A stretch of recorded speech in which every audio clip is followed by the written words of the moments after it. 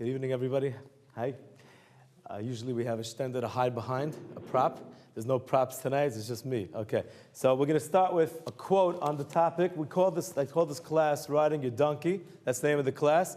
And we're going to start with, some pesukim from the end of Parshas Miketz going into Parshas Vayigash.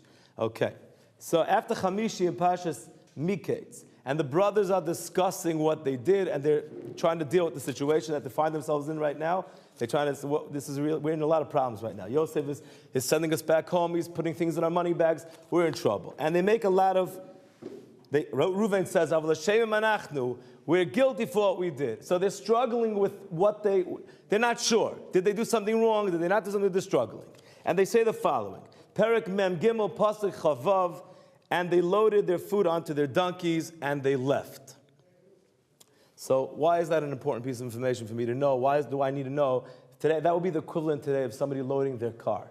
Why is it important for me to know they loaded their donkeys? Okay, that's pasuk number one.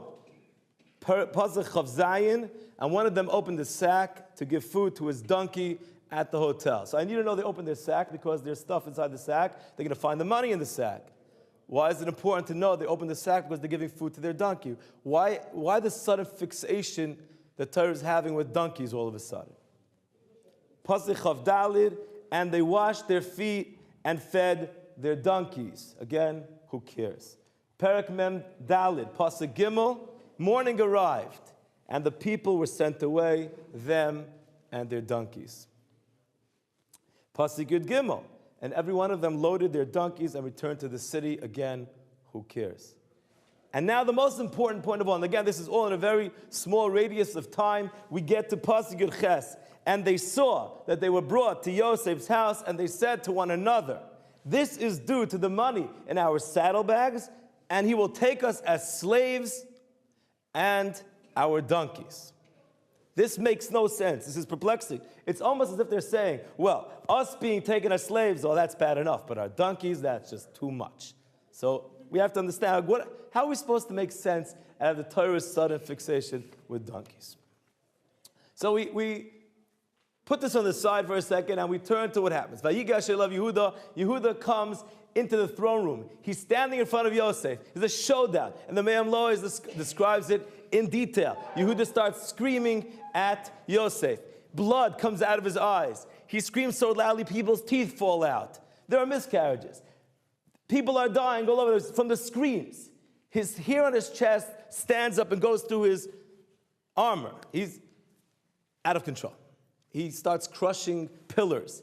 And Yosef says to Menashe, do it also. So Menashe grabs a pillar and he starts crushing pillars. And the brothers look at each other and they say, this is very interesting. We never saw somebody who could do what we could do. Something's going on over here.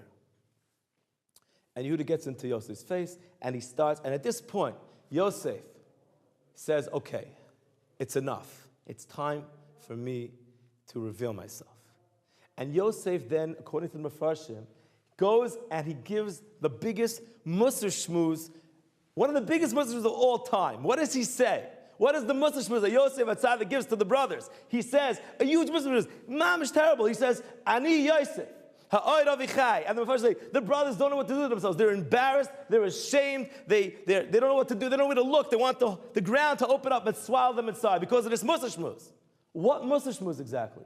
Did he get up and say to them, you stripped me of my clothing and you dipped it in blood and you faked my death and you threw me into a bar and there were snakes in the bar and then you took me? He doesn't, none of that.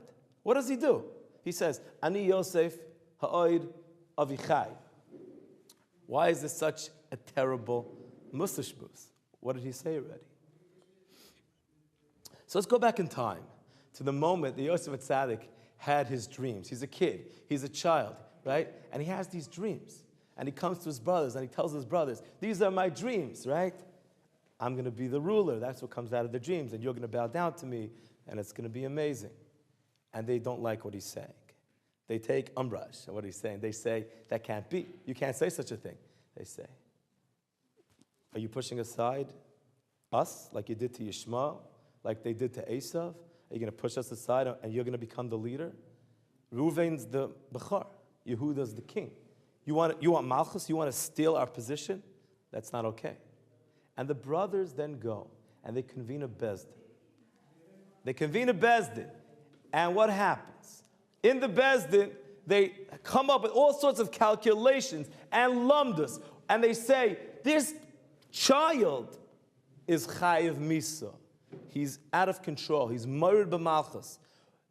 And they even bring Hashem into the bezdin.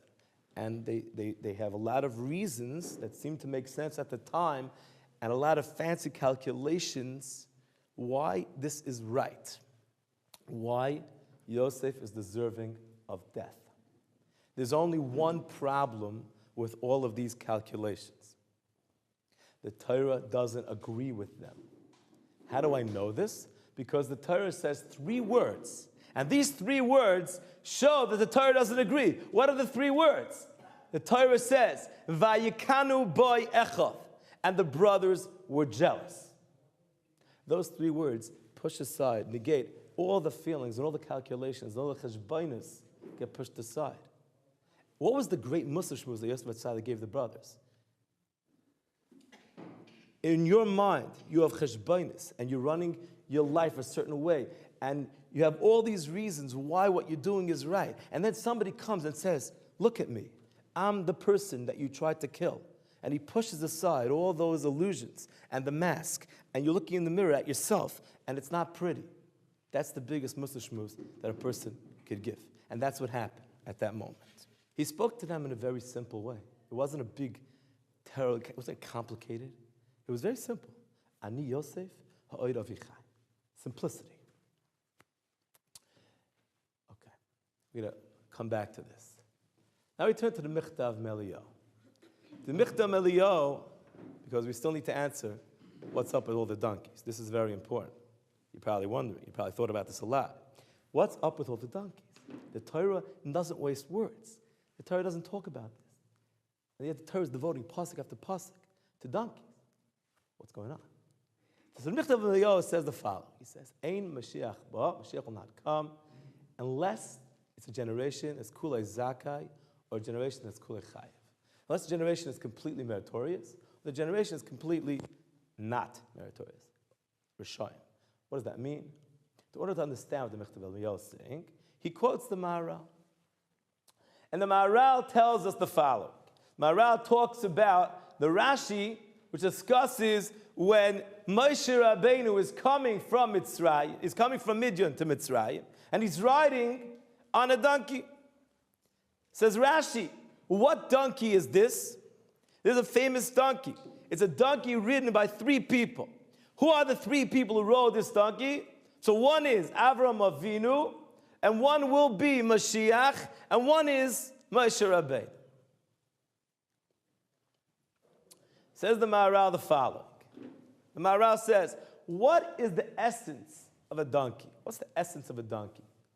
Maharal says it cannot be that this donkey, we're talking about a real donkey here. It can't be it's a real donkey, because that would be a very, very, very ancient donkey. If that's the same donkey that Moshe Rabbeinu and Avram Avinu and Mashiach all riding in the same, it cannot be. So the Maharal says it's talking about a conceptual donkey. What's the concept of a donkey? Says the Maharal. So the Maharal says, I'll tell you what the concept of a donkey is. A donkey is simplicity. It's kulei gashmius. There is no tsura to a donkey. There's no components. I don't understand what that means, but that's what Maharal says. Complete simplicity. Complete simplicity. Let me ask you a question. Moshe Rabbeinu, great Jew, big Talmud Chacham, probably the biggest Talmud Chacham Klal Yisrael ever had. Avram Avinu probably knew how to learn Daf Gemara. Mashiach, no doubt, Talmud Chacham. What are they doing riding on a donkey? What's the point here? So the Maharal says, I'll tell you the point. Every single tremendous Talmud Chacham, the greater the Talmud Chacham, the greater the Lamdan, the greater the Baki, the less complicated his speech and his Torah is. What does that mean? He could say very complex ideas. But underneath what he's saying lies a thread of simplicity, of emes, of what? The Torah says in the end of the Torah, Hachayim ve'esatoiv hamaves v'sarav. You take all of the svarim in every person's library and you boil it down, you get that. Hachayim v'satoiv, hamaves v'sarah.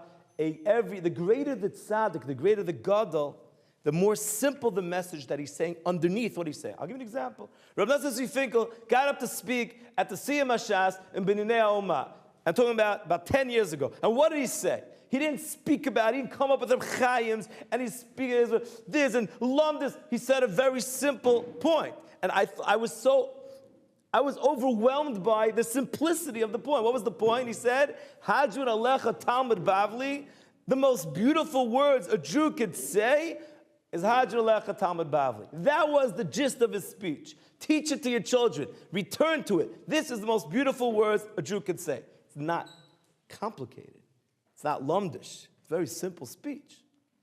The greater the Talmud Chacham means, Avram Avinu, tremendous Talmud Chacham. Moshe Rabbeinu knew the entire Torah. Mashiach will also.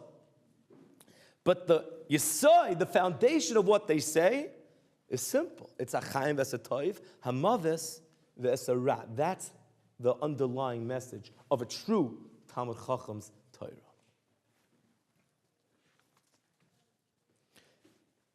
Some people say, what about Bilam HaRasha? Wasn't Bilam HaRasha also riding on a donkey? Right? Famous donkey of Bilam HaRasha. What about that? Where does that fit in? And the Maharal does not bring up the donkey of Bilam HaRasha. However, I'll ask you a question. Different donkey. What? Different donkey? No, it is a different donkey. It's a different donkey, for sure. But what the Chazal are stressing, the Torah is stressing that Bilam has this thing with a donkey. He's riding on a donkey. And so when somebody said that to me, I said back to them, when Balak comes to Bilam and he says to Bilam, I would like you to come and curse the Jews. What's Bilam's response? I can only do what Hashem lets me do. That's a very simple, very simplistic thing to say. I can only do what Hashem lets me do. That's the truth. Meaning, in some level, it's a very simple thing. And he was the Moshe Rabbeinu of the guy. So the yesod of riding on a donkey signifies, conceptualizes the concept of simplicity. What's the opposite? The opposite of the donkey. Can somebody tell me, what's the opposite? If I ask you for an animal that signifies, that conceptualizes the opposite of the donkey, what would you say that is? The lion? The opposite of simplicity. What's the opposite of simplicity, everybody? The nachash. The nachash. The nachash is the opposite of simplicity. Did you say the nachash? No? I'm surprised. You didn't say it. The nachash is the opposite of simplicity. What do I mean? Well, let's go back in time to Gan Eden. Okay, there we are. It's the first day of people in the world. They last one day. Very good. What happens on that day?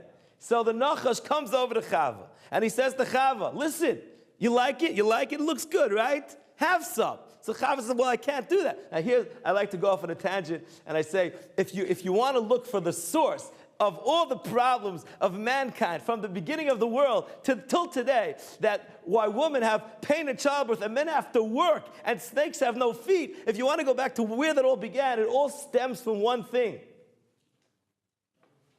You ready? It stems from a lack of communication. What do I mean? If Adam Arishan, what happened? Adam Arishan says, Hashem says, don't eat from the Eitz Hadas. Adam Arishan decides, let's do something else. Let's make a gather. Let's not touch the Eitz Hadas. He does not tell his wife there's a gather. He tells her that's the halacha. From there stems all the issues, meaning communication, a lack of communication between husband and wife is what started all the problems in the world today. Side point. Okay, anyways, so what's going on over here? The snake comes to Chava and he says to Chava, have. She says, I can't touch it. He pushes her. She touches it. Nothing happens to her. He says, you see, you can do it. Now, bear in mind, he's on feet. He's like a dude shemesh. He wears sunglasses. He's like a used car salesman. The original snake, very good looking, very, very polished. He says, you got to eat from the Eitz Hadas. What's going to happen if you eat from the... She says, I can't. Hashem says, no. He says, don't you understand anything? If you eat from the Eitz Hadas, then you're going to have das. If you have das, you have Yetzer Hara. If you have Yetzer Hara, then you're going to have a choice whether to serve Hashem or not. That's a good thing. She said, but Hashem said no. He said, but no is good. Yes is, but bad is good, and good is bad. Oh, that sounds really good. No, see, that's really wrong. So simplicity, according to the Nachash, he's the opposite of simplicity. Simplicity is a chayim v'esatoiv, hamaves v'esara. The nachash is no, good is bad is good. So that's the opposite. Okay. So I'm going to tell you something that just came my way, simplicity. I just heard this. I was blown away by this simplicity idea. And before I tell you this, so just to explain what the Michtam Eliyahu says about the Mashiach can't come unless the door is kulei chayav or kulei zakah. What does that mean? So to understand this, it's like an idea of when you go into the United Nations, for example, don't go in there. But if you go in there, basically it's the idea of the snake. It's you constantly criticizing the one democracy in the Middle East. It's the idea of the snake. Bad is good and good is bad.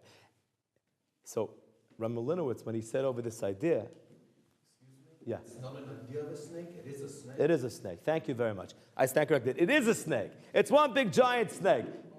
And Rabbi Linowitz, when he said over this idea, he said, to bring out what the Michtam Eliyahu is saying, for Mashiach to come, he's saying when we're in a time when people are taking good and making good bad, and bad is good, Mashiach cannot come at such a time. He says, I'll give you an example. He says, take ISIS, for example, he says. Now, ISIS is bad. But ISIS is proudly bad. ISIS says, we're bad. That's who we are. We're not ashamed. We are proud to be bad. He says, Mashiach could come a lot easier with ISIS than with the United Nations. When somebody says, this is who I am, and they're actually honest about it, you could work with people like that. It's very hard to work with people who are snakes. So that's the side of the Michtam Eliyahu. I'll tell you something simple. Just a simple conversation that somebody just told me. And in this simple conversation, he accomplished a great deal. He basically had a tremendous effect on, you'll hear what I'm talking about.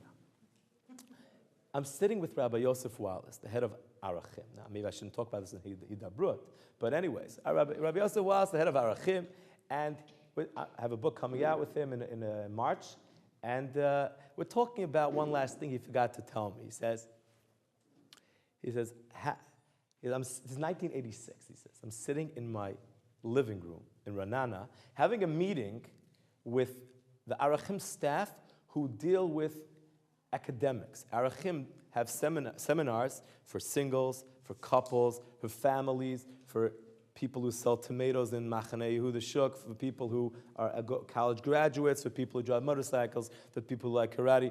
Arachim, they divided a seminar. That's how they get a lot of people by really focusing on people, on the things that people like doing. So he says, we're having a staff meeting of the people who focus on academics, college graduates.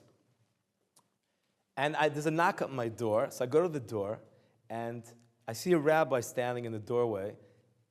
I don't know who he is, I don't recognize him. I think he's probably coming to collect tzedakah. So I say, listen, I'm in the middle of a meeting now, says Rabbi Wallace to this rabbi, who he doesn't know. So either you can come back in an hour, or if you don't want to do that, well, you can wait in my study. So the rabbi says, I'll wait in your study. So he waits in the study. So an hour and a half goes by, and he finishes the meeting. Everybody leaves. Rabbi Wallace walks over to the study, and he says to the rabbi, he doesn't know, he says, I apologize for making you wait. And the rabbi says, no problem. He says, let me introduce myself. My name is Rabbi Shimshon Pincus. He says, oh, he never heard of Rabbi Shimshon Pincus. This is 86. Rabbi Pincus became very famous late 90s, early 2000s. Shalom Aleichem. You collecting money? No, he says, no, I'm not collecting money. Where are you from? I'm from a little town down south called Ofakim. He says, oh, okay, what do I owe the honor of having you in my home? He says, well, I'll tell you, I really want to help you out. So Rabbi Wallace says, you want to help me out? How do you want to help me out? Like, he's thinking, what can a rabbi from a little hick town down south, a one-horse, one-sheriff town, possibly do for me? He says, no, let me explain. So where I live down south, so all these people, they're not religious, a lot of not religious people. And then one day I see somebody walking around, he's wearing a yarmulke suddenly. So I say to him, what happened to you, Dudu? And Dudu says, well, I went to the seminar from Arachim, and I became religious. And I keep hearing this more and more. So I said, I got to meet this person. I can help him out. But now that I heard what you were speaking about for the last hour and a half, now I really want to help you out because I'm very excited about what you're saying, what you're doing. You have a global vision. I really want to help you. So he says, okay, what can you do for me? So he says, what can I do for you? I'm very well connected in America. I'm going to take you with me to America. I'm going to introduce you to a ton of people you don't know. We're going to make a lot of money for you. You're going to meet the head of Ner Yisrael. You're going to meet people in Muncie. I'm going to take you all over Flatbush, 5 towns. I'm going to hook you up. He says, okay. He's still not really believing that this man who he doesn't know is going to do this. The next day, Rabbi Pinkus calls him up. He says, I bought the tickets, he says. We're leaving in 3 days. He says, okay, we're leaving in 3 days. Fine, we're going. They're going. So they go. They go to America. They land in Kennedy. Rabbi Pinkus rents a car. They drive to Brooklyn to Rabbi Pinkus' parents' house. They go to sleep. He says, I don't get a chance to recover from jet lag. Or the next morning, 6 in the morning, Rabbi Pinkus wakes me up. He's like, okay, let's go. Got to move. Let's go. Davin, we're on the road. And we start going. We're driving. We don't stop driving. From morning to night, the entire Eastern Seaboard, we are just going nonstop. Rabbi Pinkus introducing me to people, to rich people, to influential people, to connected people. Meeting after meeting, I meet Rabbi Neuberger, the Manal of Ner Yisrael. He's very impressed. It's great. At some point, Rav Pinkus says to me, I've arranged a meeting with you, with Rav Moshe Reichman, Paul Reichman, in Toronto. Now, at this moment, this is 86, Paul Reichman, Rav Moshe Reichman, is at the height of his powers. This is before Canary Wharf. Mr. Reichman is the #1 address for collecting tzedakah. He's the richest frum Jew in the world at that point. Great, terrific. So Rabbi Wallace gets on a plane. Rabbi Pinkus can't come with him, and he flies to Toronto. He gets to Toronto. He has a place to stay. He gets to the airport. He comes out with his 2 suitcases. There's a taxi waiting for him, and he has to get to his house to unpack and then go to the Reichmans for the meeting. The problem is heavy traffic, heavy rain, Toronto in the winter. He sees he's crawling. He's not getting where he needs to get to. Looks at his watch. Problem. He can't go to the house to unpack. He has to go straight to Reichman. So he tells the taxi driver, listen, take me straight to this address. And they drive up to the Reichman home. And he gets out and he rings the bell on the gate. Who is it? It's Rabbi Yossi Wallace from Israel. Rabbi Wallace, says the voice, I'm in a meeting now. Can you please come back in 20 minutes? It's a reasonable request. Meetings. So Rabbi Wallace goes back to the car. He says to the taxi driver, can you wait here for 20 minutes? So the taxi driver says, I can't. I just got another fare. I have to take it. I have to go. So he has no choice. It's pouring rain, pouring Canadian rain. I remember the first time I was in Canada, in Montreal, and seeing the icicles hanging off the roofs. It's like, you don't see this in Brooklyn. You just don't see it. It's a whole different level of winter. The rain is pouring down, and he's walking out of the car with his 2 suitcases, and he's pushing. He's soaking wet, and he does. What's he gonna do? He says 5 minutes, and my hat's completely. It's just not a hat anymore. It's just the whole hat is, and I'm soaked. And I tried finding a restaurant, but it was treif.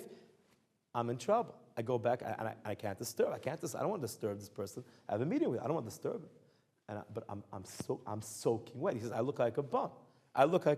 Hey, I'm meeting the richest Jew in the world, and I'm trying to make a good impression. And the first impressions are the most important. Everyone knows that. But I look like a bum. It's a problem. So finally, the meeting, I ring the bell again, and they let me in. So I come in. I'm wheeling my suitcases, right? My hat's completely smashed. My clothing, every step I take is like another puddle on the floor. And I walk into this guy's house, and he looks at me. He's like, what, you moving in? Like, what's going on over here? Like, no, I'm not moving in. I just didn't have time to unpack. I'm sorry. I'm really sorry. I'm Pashat Sapping over here. He says, I know. I see. Look at you. Every step, there's another puddle. And I'm taking off my coat. I'm taking off my jacket. I want to take off my shirt. I'm completely soaked. And I sit down, and the meeting is not going well. The meeting's just not going well. It's not off to a good start. What can you do? Even though he got an introduction, it's not going to the right stuff.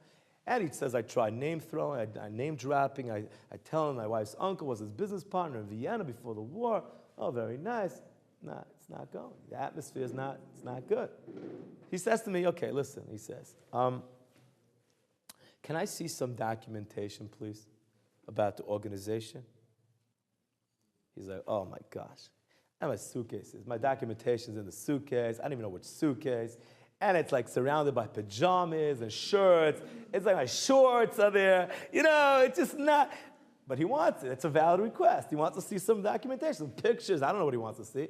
So I get down on the floor on my hands and knees, my whole pants, my wet, my socks, squishing the floor. And I open this suitcase and I can't find it. And Murphy's Law, when you're looking for something, you can't find it. I'm turning over piles of clothing. Everything's flying all over the place. He says, and then I get mad, he says. Then I get angry. Now, J.C. Wallace is a tough guy. He's a tough guy. He sold helicopters. He sold aircraft. He was in the gangs of New York when he was a kid, the Scorpions. He's a tough guy. You don't become the head of Arachim, you know, because you're like a nice, sweet little rabbi. You know, he's a tough guy. And he got all mad. He's on the floor. He's soaking wet. He's looking under his shirts. And he looks up at Mr. Reichman, the biggest Baal Tzedakah in the world. And he says, can I ask you a question? And Mr. Reichman says, of course. Sure. What do you want to know? And he says, who says it's my responsibility to come to you to ask for money? Maybe it's your responsibility to come to me to give me money, to ask me to take your money. He says, we're both religious Jews. Who says my obligation to make people religious is stronger than yours? Maybe I have a good idea. I'll develop my business, you take over my organization, and I'll support you. So Reichman looks at him thoughtfully, and he says, you know, you're absolutely right. You're absolutely. And the meeting starts all over. Just the whole thing that just breaks the ice. It's like a whole different meeting. You know, he said a very simple thing. A very simple thing. Most people wouldn't say something like that. He's not most people. That's why he was able to be Mekar of 165,000 Jews. He's not most people. And he says this very simple thing. And Mr. Reichman says to him, you know what? Here's my private number, and I'm going to host a parliament with you at Olympia in New York City in a few weeks. And that's how they end this meeting. And Rav Pinkus is making calls to different wealthy people around.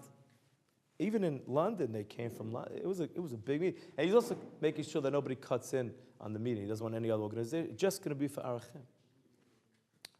And he says, on the day of the meeting, he says, we have this meeting in Olympia in New York, and Mr. Reichman goes around personally fundraising. He walks over to Margolis from London and Safdie and all these wealthy guys, and he raises money personally. He says, and by the end of that hour, he says, we raised $3 million. In 1986, when $3 million was a lot of money. And I learned, he said, first of all, I had a relationship with Mr. Reichman, Reb Moshe Reichman, that would last for many, many years, he said.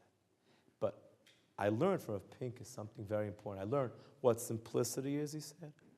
I learned what it means to have a mind that can see the big picture. And I learned it's possible to raise $3 million in 1 hour. That means my musagim became very large that day. Until then, I didn't understand that's possible. Now I understood. You can actually raise $3 million in 1 hour. That's a huge lesson for anybody. The point I'm making from this story, and this is a great story, I love its simplicity. He said something very simple and very true. We're both religious. Who says my obligation is greater than yours? That's the question. So this is what the Torah is talking about. I always have a question. I call the class Donkey Biz. Like, what do we? There's so many good names for this class, you know. So this is a question. This is what the Torah is talking about throughout the parsha, right? Parsha's Miketz. The Torah keeps on talking about donkeys. This donkey, that donkey, feed the donkey, take care of the donkey, wear the donkey, we're going to lose the donkey, donkey, what's going on? So the brothers keep referring to their donkeys, to their logic, to their ideas, right? To the fact that they convened the Bezdin to punish their brother because they thought that was the right thing to do because they were going with this logic and the lumdus and the Bezdin and he's chayiv misa and he's marib malchus and all these things, all these donkeys. There's just one problem. One thing that the Torah doesn't talk about. It talks about feeding donkeys. They're involved with the donkey. They're loading the donkey, unloading it. One thing that I would think for sure it should mention, it doesn't mention. What's the one thing the Torah does not mention regarding the brothers and the donkeys? What? They're not riding the donkey. It doesn't say anything. That's the one thing. What do you do with a donkey? You ride a donkey. No mention of riding the donkey. No mention. They do not ride the donkeys. That should be the first thing. But it can't be mentioned because the idea of riding a donkey is simplicity. And the whole concept of the brothers and how they dealt with Yosef was lumdus. And it wasn't simplicity. It was the opposite of simplicity. And in the end, they will find themselves standing before their brother, the king.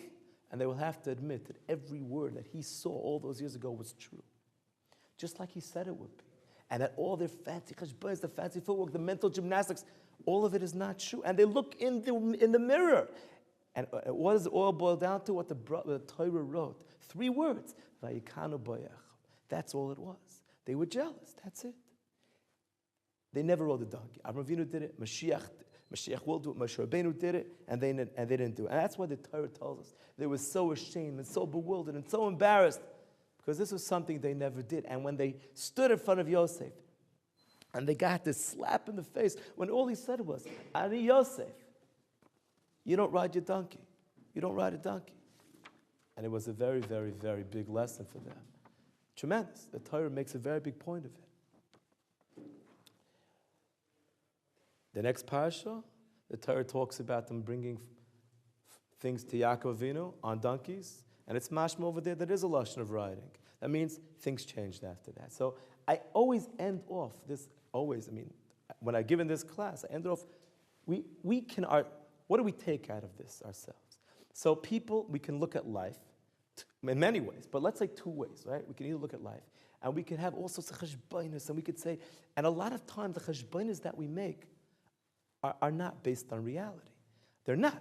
And we say, this person is angry at me, and we make a whole cheshbon based on that, and I can't even talk to them. And if you would just ask them, they would say, I'm not even angry. But a lot of times, the things we say and the cheshbonos we make are not based on reality. They're not. They're not riding the donkey. Or we could look at life with the concept of achayim v'satoiv, hamavis v'sarat. A very simple life. I like to say the line, life is as simple or as complicated as you make it to be. I really believe this is a true yesod. It's as simple or as complicated as you make it to be. And that's the yesod. We can look at it in a very simple way. The Shvatim were focused on their donkeys, loading, unloading, feeding, washing, worried their donkeys would be taken away. They were focused on the complex, the svara, the ideas. But they didn't ride the donkey. And that's what hit them the moment Yosef pulled aside the curtain and confronted them with the simple truth that you were really jealous. And then they couldn't speak. Because the truth, the simple truth, is the most powerful thing in the world. And that's what happened that day. Thank you very much.